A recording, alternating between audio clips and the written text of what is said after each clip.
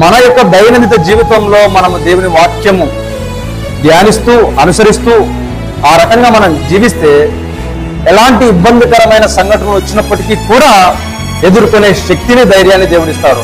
మనము వాక్యాన్ని జాగ్రత్తగా పరిశీలిస్తే దానియేలు గ్రంథము 3వ అధ్యాయంలో ఆ యొక్క షడ్రక్ మేషక్ అబేద్నెగోల సంఘటన మనం పరిశీలిస్తే వారికి ఉన్న విశ్వాసము ఎలాంటిదంటే, నిజంగా ఆ సందర్భంలో నీవు నేను ఉంటే ఎలా ఉండగలము. నిజంగా చూడండి, ఆ యొక్క నెబుకద్నెజర్ అనే రాజు వారిని పట్టుకొని బంధించి అగ్నిగుండంలో వేయగా వారు అంటున్నారు, రాజా, మా దేవుడు నిజమైన దేవుడు, మమ్మల్ని రక్షించ సామర్థ్యము గల ఉన్న దేవుడవు మా దేవుడు.